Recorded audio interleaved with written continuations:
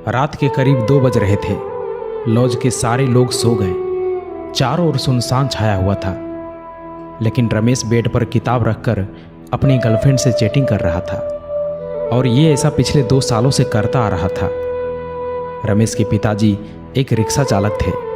कड़ी धूप में रिक्शा चलाकर अपने बेटे को कॉम्पिटिटिव एग्ज़ाम की तैयारी के लिए पटना भेजे थे। महीने के हर 1 तारीख को रमेश के पिताजी ट्यूशन फ़ी, रूम रेंट और खाने पीने का खर्च भेजा करते थे।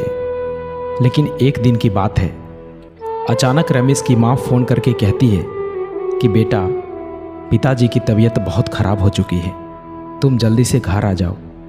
इतना सुनते ही रमेश भागा भागा हॉस्पिटल पहुंचा और वहां जाकर देखा कि उनकी माँ डॉक्टर के आगे हाथ जोड़ रही थी और कह रही थी कि डॉक्टर साहब, आप ऑपरेशन कीजिए, मैं 5 लाख नहीं बल्कि 10 लाख दूंगी, लेकिन मुझे वक्त चाहिए, प्लीज़ आप ऑपरेशन कीजिए, अभी मेरे पास पैसे नहीं है, मैं एक रिक्शा चालक की पत्नी हूँ। लेकिन डॉक्टर साहब हर बार एक ही बात कह रहे थे कि आपको पहले एडवांस पेमेंट करना ही होगा, तभी ऑपरेशन शुरू हो सकता है। रमेश की माँ गांव के सभी लोगों से मदद मांगी, लेकिन किसी ने भी उनकी मदद नहीं किया। ये सब देखकर रमेश की आंखों से आंसू नहीं रुक रहा था और पैसों की कमी के कारण अपने पिताजी को खो दिया। रमेश चिल्ला चिल्लाकर कहने लगा कि माँ, ये सब मेरी वजह से हुआ है, मैं उतना काबिल नहीं बन पाया जितना अभी तक मुझे बनना चाहिए था।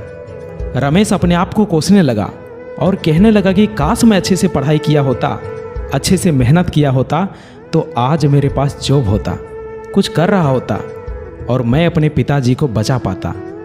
दोस्तों, आपके साथ कब क्या और कौन सी घटना हो जाए कुछ पता नहीं चलता, इसलिए अभी आप जो कर रहे हो, जिस काम के लिए आए हो, जो भी आपका लक्ष्य है, जो भी आपका गोल है, उसे पाने के लिए जी जान लगा दो। कोई तुम्हारी पर्सनालिटी नहीं देखेगा, कोई तुम्हारा दुख दर्द इमोशंस नहीं समझेगा। कोई पूछेगा तो बस इतना ही पूछेगा कि कमाते कितने हो। घर वालों ने तुम्हें नाम दिया, अब पहचान तुम्हें अपने दम पर बनानी है। अपने काम के प्रति इतने ईमानदार बनो कि असफलता दूर दूर तक नजर ना आए। प्यार का सहारा लोगे तो एक दिन बर्बाद हो जाओगे। अपनी शान और पहचान बनानी है तो मेहनत का सहारा लेना ही होगा, जी जान से मेहनत करना ही होगा। रोना बंद करो और अपनी तकलीफों से खुद लड़ो।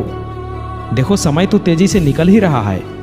अगर वक्त के साथ मेहनत नहीं की, जिंदगी के एक एक महीने, एक एक सप्ताह, एक एक दिन, एक एक घंटे की वैल्यू नहीं की, तो साल के साथ साथ आपकी आधी जिंदगी कब निकल जाएगी कुछ पता नहीं चलेगा। याद रखना, कमजोर तू नहीं, तेरा डिसीजन है। तुझे तेरी डिसीजन से भी ज़्यादा जिद्दी बनना पड़ेगा। याद दिला खुद को कि तुझे तेरी मंजिल बुला रही है। खुद को ऐसा बना कि तेरी मजबूरी भी तुझे तेरी मंजिल तक पहुंचने का रास्ता लगे। देखो, आपका इस धरती पर आना आपके हाथों में नहीं है और जाना भी आपके हाथों में नहीं है, लेकिन इसके बीच का सफ़र तो आपके ही हाथों में है। तो क्यों ना कुछ बड़ा करके जाए। अरे, तुम्हारी ज़िंदगी में सभी दुखों का नाश होगा अगर तुम्हारा संघर्ष सबसे महान होगा।